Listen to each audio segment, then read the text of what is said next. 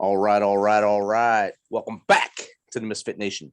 If you've not had a chance to check out our first book, 13-Step Guide to Success, it is available on Amazon in Kindle and paperback versions. Give us a chance. Check it out. Give us a review.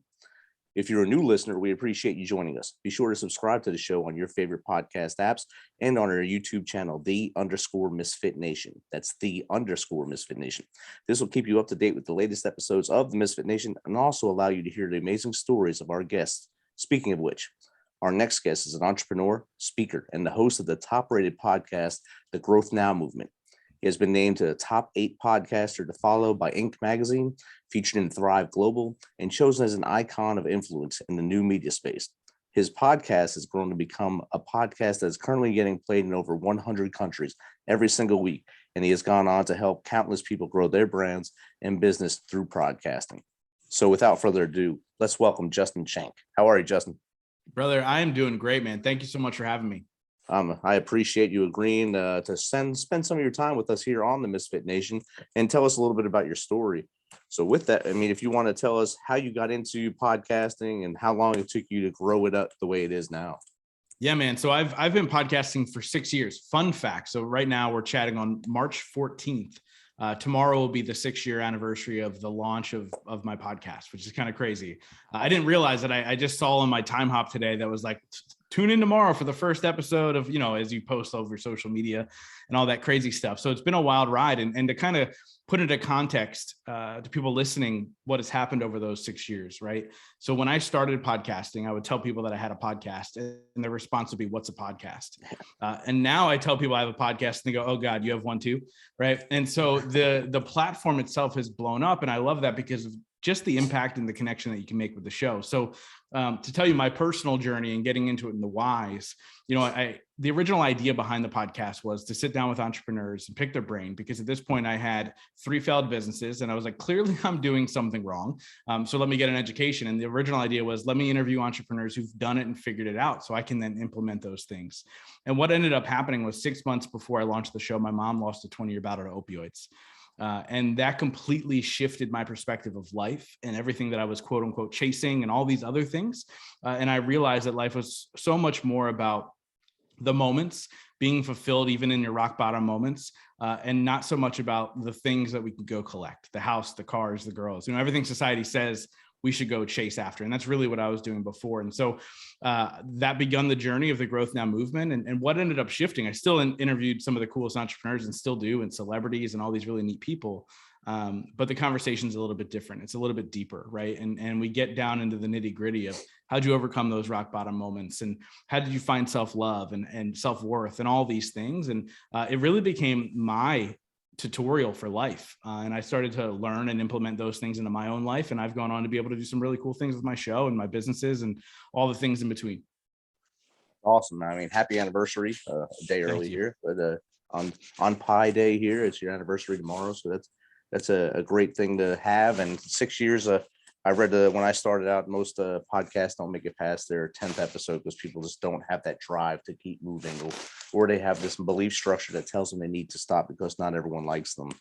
How do you think, how did you overcome that? And how do you think others can overcome being a limited believer? Yeah, dude, there's so much there to unpack, right? Like, and to kind of go into my own journey, I didn't realize what podcasting was, right? I bought a course online that taught me how to record and upload, and I started doing it. And I thought, like most people, I'd put the show out there and a ton of people would show up and start listening. And the reality is now, after I've done the research and have become a master in podcasting, is that 80% of shows do less than 100 downloads per episode. And so the main thing in podcasting and the way to play the long game is, number one, curb your expectations, right? To understand that, it's okay even if one person's listening. I also realized that if I could change one person's life, I'll keep showing up, right? And I'll keep showing up. And that kind of hit me, square in the face, actually. I was about 40 or so episodes in, doing about 40 to 100 downloads an episode, depending on the guest and the topic. And I was like, what am I doing? Like, I'm doing all this work literally every week. People don't realize, right? You sit down, you got to record, then you got to edit, then you got to post, and you got to come up with show notes. I was doing all this stuff and it just wasn't blowing up like I thought it was going to. And what ended up happening was somebody reached out to me from Japan and said, because of your show, I decided not to take my life. Wow. And I realized in that moment that I'm always going to show up, even if it's one person that is paying attention, right? So it had nothing to do ever from a standpoint of like my ego, because I was a real terrible interview when I started. Like I was terrible. I would trip over my words, which I still do, by the way, 6 years later. I would mispronounce the guest names. And like, I remember that I used to do live intros like you, by the way, you knocked it out of the park. I used to do live intros and mess it up and say the wrong book name and the wrong guest name. And so I decided I now post record the intros, 420 episodes later. But I think the realistic thing is, to understand that we can't compare ourselves to others, right? To answer your question of these limiting beliefs of, oh, what if people judge me? What if I don't blow up like Joe Rogan and so on and so forth, right? So stop comparing yourself to others and start being yourself. And when I tell you that 80% of shows do less than 100 downloads an episode, so let's say 80 downloads per episode. If you were a public speaker, you'd show up to a room every single week if there are 80 people there. Oh, yeah. So why not show up, with your podcast? And realistically, the long-term game of podcasting is showing up, being consistent, and pouring into your audience, and people will begin to show up for you. Yes, there are those limiting beliefs that we have to overcome, and that's something that we can speak to more if you'd like. But that happens in all areas of our life, right? Like the podcast or the next platform or the book you want to release or whatever, that's just your excuse of I'm not good enough or I'm not smart enough, right? But you have to be able to overcome any limiting belief to show up in the world, to show up in your relationships, to show up in your friendships, to show up in your business and as an employee, whatever the case may be. You have to really overcome those limiting beliefs. And by the way, we all have them. I still have them. My friends still have them. The incredible people I interview still have them. But the goal is to show up. Just show up. Be present and do what you're passionate about, I think, and get that foot forward. I like that you said show up to one person. And on this show here, we have a pretty good veteran fan base. So getting to one of them to make them not make that final decision to make a permanent solution to a temporary problem, that's a success to me here. Just like you said, one person, that's a light, and that's why I always turn on and I'll get as many guests as I can that can give them motivation like yourself, or even the people that have been on a journey like they are and have succeeded to get past the demons and go forward. That's what this is all about here. Yeah, 100%, man. And that's what it's become for me. And obviously I've been fortunate enough to get some really cool accolades, and the show does really, really well now. We have over like 2.3 million downloads, lifetime of the show. And I just feel really, really blessed. But, a lot of the times, to be honest, I'm showing up for myself. Like if I were to look at the first 2 years of the podcast, all those conversations were for me. I was lost. When my mom passed away, I went on a 3-month bender where I was blackout drunk 6 nights a week. Wow. And I was, numbing the pain and escaping it. And finally I sat down and I felt that pain. And then I was able to move forward. And here was my big realization with that. We decide when our rock bottom moment is. We have to make an obvious cutoff in life and go, this is my rock bottom moment. And by saying that doesn't mean bad things aren't going to happen to you. Because they do. Like bad things still happen to everybody, right? Like look at the world that we live in right now, which is absolute bonkers. But bad things happen. But it's up to us to decide that we're not going to allow ourselves to react negatively to those things, like I did for 3 months when my mom passed away. And so as we look at that really we start with a decision. And I think about that person who messaged me. That was them deciding this is my rock bottom moment. When you realize that you might be on the edge of taking your own life and you say, I'm not going to do that, you've just decided that you've hit your rock bottom moment. And the cool thing about rock bottom moments that people don't realize is that's our jumping off point. That's our catapult to go to the next level, right? And there are plenty of people who don't define their rock bottom moments, and they hit the next one, the next one, the next one. And my mom's a great example of that, right? My mom hated herself since childhood, and she numbed the pain with pills. And that's what ended up ultimately taking her life. And so she decided to not define her rock bottom moment and then move forward with her life. And that a lot of that's why I had those conversations of self-love and, finding fulfillment in those rock bottom moments, because I realized I was not on the same trajectory of my mother, but because as a child, I was never taught self-love, I didn't love myself. And that's where my journey began. And I had to do the work in order to find a way to love myself. And so once I defined that rock bottom moment, I was then able to begin to put the pieces together to build the foundation of what my life is. And take business aside, right? Like business is cool. Like I've done some really cool things in business, but more than anything, the cool part that I've done is I've begun to love myself, and I've begun to accept myself for who I am. And I realize that I'm a light to the world. And so are you. And so is everybody listening. We just have to flip that switch and realize that we are those people. Outstanding. And that's a great way to put that right there. And we all have to, you actually have to identify when you bounce and hit that ground, and know that's, excuse me, your rock bottom, and to move back, like you said, a catapult to move to a further success and be the light for someone else to say, hey, I was able to succeed when others thought that I was really done. But in my mind, I was able to bounce back and use the advice I've been given and the gifts that I've been given to bring joy to others and actually help myself as I do that. Yeah, 100%, man. And look, like the life that I live is a gift. If you look at my life in the past that I've lived, I shouldn't be where I am. I jokingly say that if there's a senior superlative in high school for least likely to succeed, it would have been me. At a 1.7 GPA, my mom at that point was in the middle of her opioid addiction, and my dad was in jail. Wow. And so all signs pointed to you've got no shot. And as we talk about limiting beliefs, we realize I started to do some research from the beginning of COVID on, because I realized I still had these limiting beliefs in my life and I needed to overcome them. But the first thing we need to do is, where do these limiting beliefs come from? And after doing some research and realizing some things, I found that they come from four main places. One is childhood, right? It could be as simple as you're walking down the mall with your mom and she runs into a college buddy and they get all excited and you're, oh my gosh, and you hide behind your mom's leg and they go, oh, that's just Rich. He's just shy.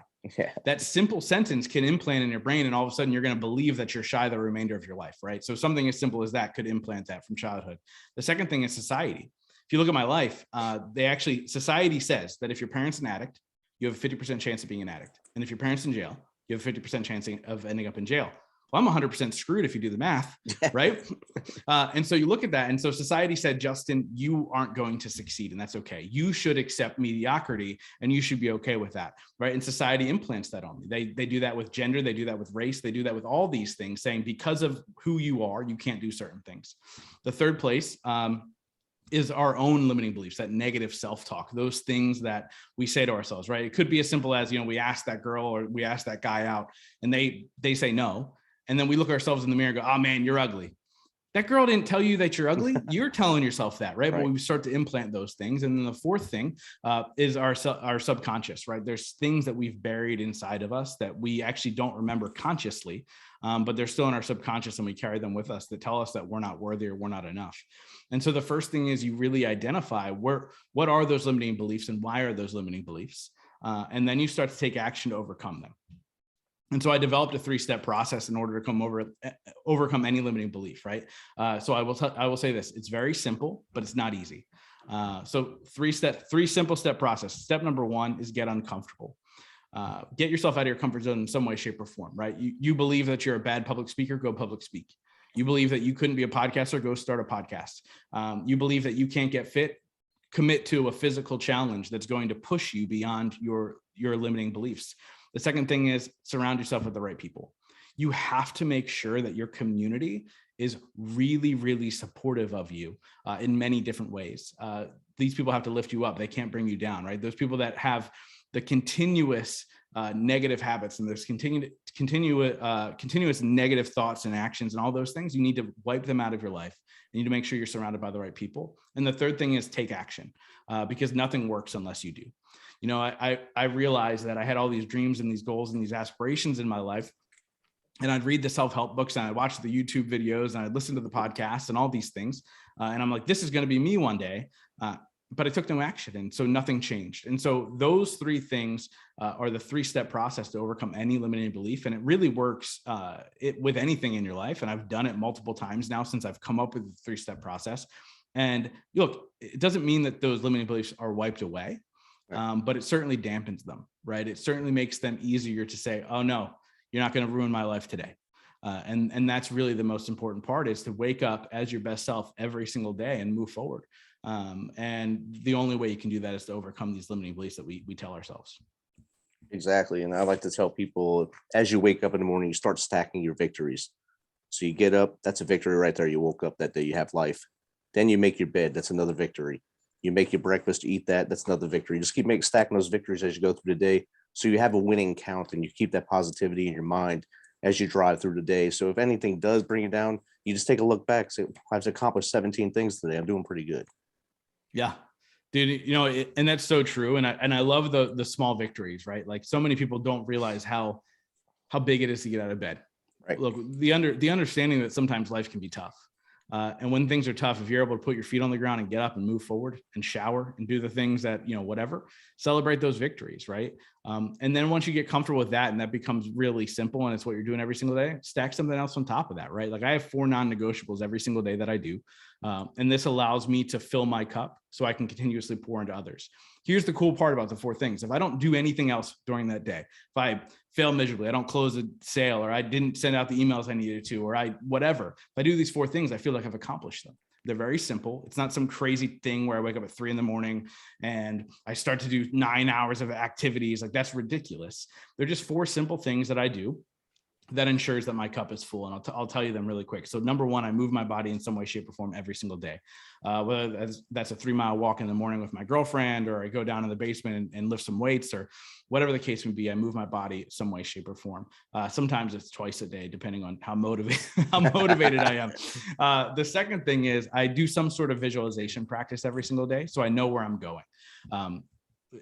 We'll get into goals here in a second if you really want to, and my thoughts on goals and all that stuff. But I visualize where I'm going because it's important to understand that we're moving forward, right? And so as I visualize, I attach my emotions to that visualization. And what happens, because I attach my emotions to it and I bring in my loved ones in these visualizations and I do all these things, it becomes a lot easier to do the actions I don't want to do all the time, because my emotions are tied in. I know how happy I'm going to feel when I get there. The third thing is I reach out to somebody I care about every single day, and I let them know that I care about them and that I'm thinking about them and all that stuff. And then the fourth thing is I learn something new every single day, whether that's in a conversation, in a book, in a podcast, in a YouTube video, in a course, whatever the case may be. I learn something new every single day. And what that does is like I said, it fills my cup. And what I realized was before I started to do these 4 things, it started out as 2 things and then 3 things, and now it's 4 things. I'm sure one day it'll be 5. But I realized that before I started doing this, I was trying to help all these people, but I wasn't helping myself. And I was running on empty 24/7. And therefore, since I was running on empty, I really wasn't helping anybody. Right. And I certainly wasn't helping myself. But now that I'm able to do these 4 things every single day, I make sure that I'm enough for the people around me as well. And I do that by being selfish and taking care of myself first. Well, it's seen as selfish, but it's also selfless, as you're actually making yourself better for those that you're going to be in front of that day, or those who you're going to present to, or whatever business move you're going to do that day. Whatever else you're doing that day for someone else, you're preparing it by doing that move in the morning and stacking your victories during the day with your 4 things, and soon to be 5, or in the near future 5. Oh, we're not adding anything soon. Okay. My day is busy enough as it is. I'm good with the 4. And then actually, my girlfriend doesn't always love it, but a cigar finds its way in there every single day too. Usually, not every day, 5 days a week. 5 days a week. 5 days a week. So 2 days off. Good. And Yeah, so man. I was gonna say, when you said sometimes you get to do a movement twice a day, I said with your schedule, that has to only happen once in a while. Yeah, it's funny. I think when people talk about entrepreneurship, a lot of times they talk about this hustle game, right? Like working from sun up to sundown and doing all these things. And I'm not that person, right? I work to live. I don't live to work. And so most days I'm done my stuff by about 2:00. Nice. In the afternoon. And so I'm usually able to fit everything in. And when I look at people are like, well, how do you do that? Like you're part of multiple businesses and you're doing all these podcasts and you're doing this and planning an event. So first I will say it's not always like that, right? There are seasons where things are busier. Like right now I'm talking to you at 7:00 at night. That usually wouldn't happen unless I'm in busy season. Right. But second, I plan my day accordingly, right? Before I leave my desk the day before, I make my to-do list for tomorrow. And I go, these are the things I must get done. Doesn't mean that's all I do, but those are the things that I must do. And it could be as simple as make sure you email this person about that thing, or make sure that you check in with this individual, or make sure whatever the thing may be, do this thing for the client. My must-dos are on the checklist.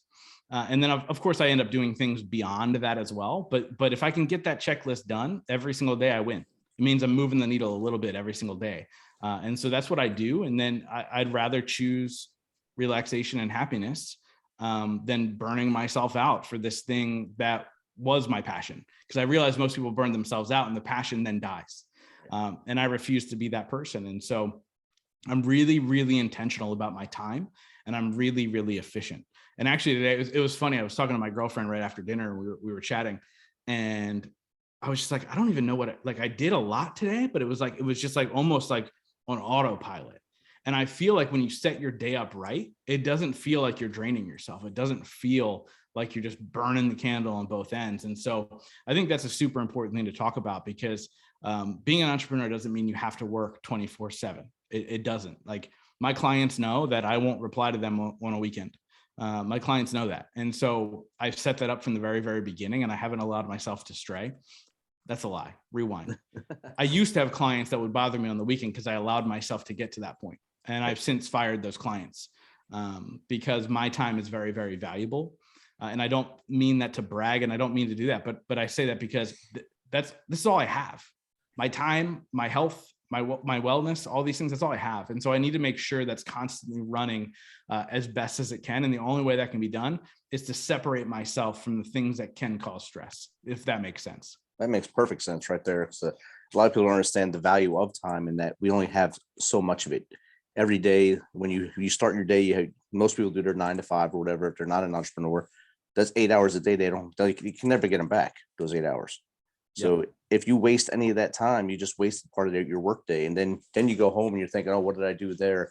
I messed up, and I have to do some of this work at home. So now you're doing 2 or 3 hours at home when you could be with your family or your girlfriend, like you in your case. It's still your family. You're losing that time again. It's another 3 hours that you just lost. And then all of a sudden you're in bed and you start the cycle again because you burnt yourself out. Yeah. And not to mention, you get in the bed and then you're worried about, oh my God, I didn't get enough done. And the next day I've got to do all these things. The cool part about what I do with that checklist is that don't get me wrong. There are certain times I get into bed, I'm like, oh my God, I've got all this stuff, because I have an event coming up here in a couple of months. And so I've got all these things I've got to do, and I've got to check in with sponsors, and I've got to do all this stuff. And so when I make that list, it makes it easier for me to clear it. Right. You know that you lay down in bed and it just doesn't stop. And you're like, oh my gosh, oh my gosh, oh my gosh. When you have that list and you go, okay, I know that it's there for me in the morning. I can't do anything about it right now, but the list is there, so I'm not going to forget it. It's a lot easier to clear that stuff and fall asleep quicker. And obviously sleep is such an important factor too. And that's another thing that's wasted on a lot of people's minds, especially the young entrepreneurs that are thinking that they have to work in their business all day long and all night long. By the time they get into the bed, like you said, that mind is racing. I didn't do this. Now tomorrow I have to do A, B, C through D as soon as I get in there. And then maybe I can start with this day's tasks. And then you'll never catch up doing that. And that's when you burn out of your business. And I think the failure rate for first-time business owners is 1 year, and then they're done if they don't stick with it. Yeah, man. And I've been full-time for 4 years now, and it's a really, really full-time entrepreneur. And it's a really weird thing to think about, because it happened in a blink of an eye. But then I just the other day, I thought to myself, I'm like, 4 years, like that's a massive achievement. And I didn't even realize it. Right. And I made it through a pandemic, now about to make it through a war, World War III, or whatever else is adding up. Right. And so it's just like, it's absolutely crazy. And so I think the biggest thing is I decided to show up for myself. And I know people are listening like, Justin, those 4 things have nothing to do with your business, but it has everything to do with my business. Because once I started taking myself seriously enough that I would take care of myself, other people realized it. And then they say, hey, I want to work with you. I have some of the coolest clients in the world. Like, I just helped Lisa Nichols launch a brand, and she was on The Secret. If you're not familiar, like I get to work with some of the coolest people in the world. I couldn't have done that if I didn't show up for myself first. And I think that's such an important message for people to hear, because they think, oh, I got to be at your beck and call. I've got to do this. I've got to over deliver. I've got to, no. You have to be at your own beck and call. You have to over deliver for yourself. And once that happens, fulfillment finds you. You don't need anything. You don't chase anything. Like I don't chase anything. And that's just the reality of my life. And it's been a huge work in progress over the last 6 years. And I'm sure that if we talk again in a year, it's going to look different. It certainly looks different from 2 years ago. Right. But when we look at that, I just realize, and I'm almost repeating myself so much, because the realization, I haven't said it this way before, is that showing up for myself has changed my life. in such a positive way. It's improved my relationships. It's improved my business. It's improved my wellness. It's improved my spirituality, which is what I call the 4 pillars of life. Just by simply making sure I take care of myself first. It's just really, really mind blowing. And it makes you value your life and be more present in the day and through everything you do, not just in your focus of business, but everything in life becomes a focus and you're present. You're not always thinking, oh, I should be doing this. Even while you're sitting with your girlfriend, as you both unwind at the end of the day, it should just be you and her talking or celebrating that meal. And if you're not there, it starts to wane on that relationship as well.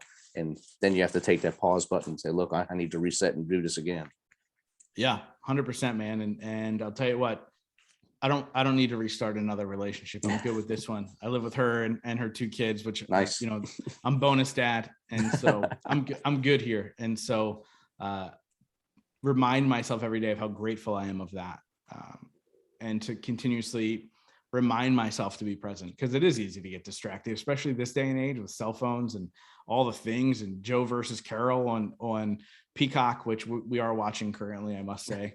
But it is, yeah, man, it's so important to be so present in every single moment. And it makes it a lot easier too, right? Like to understand that there are seasons where I have to be head down in my business, and that's okay. Like right now, as I'm building up to this event that's coming up, but the reality is when I'm with my friend or I'm with my girlfriend or I'm with the kids or whatever, I'm present.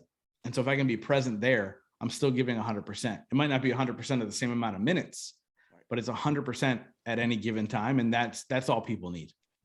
They need to know that you actually respect their time as much as they respect yours, and give them everything you got while you're there, knowing that you have to move on to the next thing. Yeah, 100%, man. Yeah. So when you've been doing this for 6 years in the podcasting business, what's one of the biggest mistakes people make when they get into podcasting? Dude, it's so many. And I can only say that because I've made them all, right? Like I literally made all of them. I got lucky enough that I made all the mistakes 6 years ago before people realized they were mistakes. But I mean, anything from, launch strategy and so on and so forth. But I'll say this because it makes, without getting too technical, people need to niche down more. I got lucky from the standpoint of timing, right? Like my show, although it's now focused on the 4 pillars of life, the self-development space is crowded. Mm-hmm. And so I don't mean, by the way, I want to make this clear. I don't mean when I say niche down, doesn't mean you can't be in the self-development space. I would just say, who are you talking to? Understand who your audience is. And what I do is I actually walk people through a process that literally narrows them down into one specific person that they're speaking to. And what they realize is there's a million people exactly like that one person you're talking to. But if you can talk directly to that one person, whether their name's Bob, Sarah, whatever, they're then going to tell their friends. And so number one, niche down. Don't cast a wide net. You're going to get plenty of people, and they're going to be the right people if you're able to niche down. Number two, serve your audience. Serve your audience. One thing I always jokingly said, and actually a couple of years ago, I spoke at PodFest, and I had one of the biggest breakouts of the whole event. And so the whole room's filled with podcasters. I'm sweating because I know what I'm about to say. First sentence out of my mouth is, podcasters are the most selfish people in the world. The room was like, what? Like people were like, what's going on? And I realized how true that statement was, because people think, oh, I'm going to have you on my show. You're welcome. Well, no, like they're going to be on your show. Thank you. Like, thank you for being on my show. Thank you for being a part of this. But even more importantly, I need to serve my audience. I don't need to serve myself. I don't even need to really serve my guests. I need to serve my audience. What do they want to hear about? What are the topics they want to talk about? What are the things they want to go deeper on? And then how can I serve them that? And if you can do those two things, niche down, understand the one perfect person you're talking to, and number two, serve them at the highest level, your audience will grow organically. But a lot of people think they need to go in and cast this wide net and hope that thousands of people show up. But most people realize real quick that that's not the case, which is why, I think the statistic is something like 78% of shows don't make it past their first 7 episodes. And that's because they tried to cast that wide net, thought thousands of people were going to show up, but it's a long game, man. And the one thing I love about podcasting, it's really about going deep, right? One thing I always say to people is that the average Facebook video view is 8 seconds long, but your average listener on your podcast will listen to 80% or more of your episode. So you have that individual's attention all the time. Why not serve them more? And if you serve them more, they're going to tell their friends, they're going to keep listening, and they're going to keep showing up, and they're going to buy your stuff, and they're going to show up to your event, and they're going to do all these things just because you decided to serve them. And so get out of your own way, start serving other people, and you're going to see growth pretty quickly, actually. Awesome. That's great advice right there. And great tips from a 6-year journey. I know when I started out, I had no idea.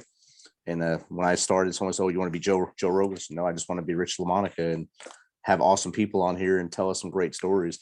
And like you said, I always thank my guests when they agree to come on, and then of course when they come on, I thank them again, because they don't have to do this. They don't have to come on my show, and they don't have to talk to the Misfit Nation, but they do, because I guess I'm polarizing. I don't know, but I'm able to get people to talk. I don't know. I'm not the best. By the way, I love that you have a name so your show, the Misfit Nation, then you call your audience the Misfit Nation. If I were to go back and change something, I would have chose a name for my show where I could have come up with a cool name for my audience. So I think like every time I go live or I talk to them one-on-one, if I do a solo episode, I'm like, "Hey guys," because I've got no cool name for them. I need to come up with something. Yeah, I'm sure you will, and you'll have enough. You have enough experience right now to come up with an awesome one and get that thing going. So, how does someone get in contact with you to get your help, or to even have you come on their show? Yeah, so they can reach out on Instagram. So at Justin T. Schenck on Instagram. You can see how to spell my last name in the show notes, because nobody ever gets it right. And then if they want to hear the show, wherever they're listening to this, just search the Growth Now movement, and they can click the subscribe button, come on the journey with me if they're interested. And then actually, I've got a cool event coming up called Growth Now Summit Live, which we're holding here in Pennsylvania. Killer speaker lineup. It's a 1.5 day long rock concert for entrepreneurs and forward thinkers and all the cool things in between. And so they can go to growthnowsummit.com, grab tickets there. We have about 15 VIP left, and then a number of general admission. But the cool part is, wherever people are listening to this, if they can't make it to Pennsylvania, we do have a free virtual option where they can tune in and watch the main stage live on that Saturday. So would love people to come and hang out in person and have a good time and get to connect with myself and all the cool speakers that we have. It really is a phenomenal event. We did one in 2019, which was a sold out event. People came from 16 states in Canada, which was mind blowing. Killer speakers of that year's event. It was, like I said, it was sold out. And then the pandemic came. We did a couple of virtual events over the course of the 2 years. And now we're finally back in person, May 20th to the 22nd. So excited to finally be back in person with, the Growth Now community and just having them all together and vibing and growing and learning and connecting. Awesome. And that's great that you guys are finally able to get back together and see humans and do this thing. And I hope the whole rest of the world is able to do things like that soon. And we all can go out and have kumbaya moments like that again and have fun, drink a beer, and just enjoy life and do things the way we want to do. Justin, thanks again for taking some of your time to come on here and join us with the Misfit Nation behind us and listen to your journey and all your tips and tricks to get through the day and life. Rich, thank you so much for doing this, man. I know the amount of work that goes into these conversations, but I also understand how important they are. So thank you so much for serving your audience the way that you do. And to the Misfit Nation, thank you guys for hanging out this long. I've had a blast sharing some wisdom, and hopefully I said one or two things that made sense. I understood it, so I'm sure a lot of them will too. Have a good one.